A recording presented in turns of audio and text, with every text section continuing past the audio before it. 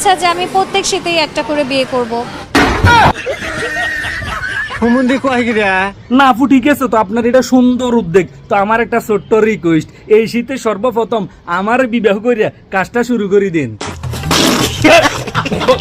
আর যদি আমার পছন্দ না হয় তাহলে হিরু আলম খালি আছে রিয়া মনির সাথে বিচ্ছেদ হয়ে গেছে, তারা নিয়ে এই শীতে শুভ কাজটা সাইরে পালান। তবে হিরু আলমের একটা ধর্ম আছে, হাতে এক তরকারি বেশি দিন খায় না, সর্বোচ্চ 1 বছর খায়। আপনাদের দুইজনের চরিত্র মোটামুটি মিলে গেছে, তো হিরু আলমরা আপনি বিয়ে করতে রাজি আছেননি কোন চাই? হ্যাঁ। মাশাআল্লাহ, মারহাবা, আলহামদুলিল্লাহ। তো মিয়া বিবি রাজি, আপনারা কাজী দেখতে অসুবিধাটা কি? এইগুলি দেখার পর আগের দিনের মুরব্বীদের ওই কথাটা মনে পড়ে গেছে। মুরব্বীরা বলতো না, কুত্তার লেজ 12 বছর সুঙ্গের ভিতর রাখলেও কোনোদিন সোজা হইতো না। আর এই শতানের বাচ্চারা যে সোজা হইব সেইটা আপনারা বিশ্বাস করলেন কি করে? এই শয়তানের বাচ্চা বলতেছে শুধু বিয়ে কইরা মজা লইব, আনন্দ করব, ইয়েসি করব, ফুর্তি করব, মাগার সংসার করব না। এটা আমার কথা না, শতানের কথা। এ মুইছেলে বুঝবেন নি, হে মুইছেন। আমি শুধু বিয়েই করব, সংসার করব না, শুধু বিয়েই করে যাব। না করেন না, কোনো সমস্যা নাই। তবে ওই যে যৌতুকটা না লইলে চলবো, তাহলে সর্বপ্রথম সিরিয়ালটা আমার লেগিয়ে।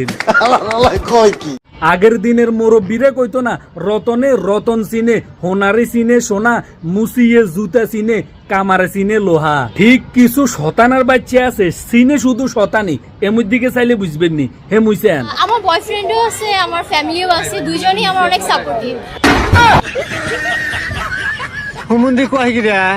এমনি কথা কি লিয়ে তো না কোনো বেজাল আছে, বুঝি গেছেন তো? তাহিরি আঙ্কেল কইও আমনে। আর তাহিরি আঙ্কেল দমক দিয়েন না, আফার কথাটা হচ্ছে তার ফ্যামিলিও তারা সাপোর্ট করে, সাথে বয়ফ্রেন্ডও সাপোর্ট করে। ফ্যামিলি যদিও দিনের বেলায় সাপোর্ট করে, বয়ফ্রেন্ড প্রত্যেকটা রাতে আদর স্নেহ ভালোবাসার সহিত সাপোর্ট করে। এইগুলি শোনার পরে, এইগুলি দেখার পরে ওই গানটার কথা মনে পড়ে গেছে। গানটার মধ্যে বলছিল না, কি দেখার কথা কি দেখছি, আর কি বাবার কথা কি ভাবছি।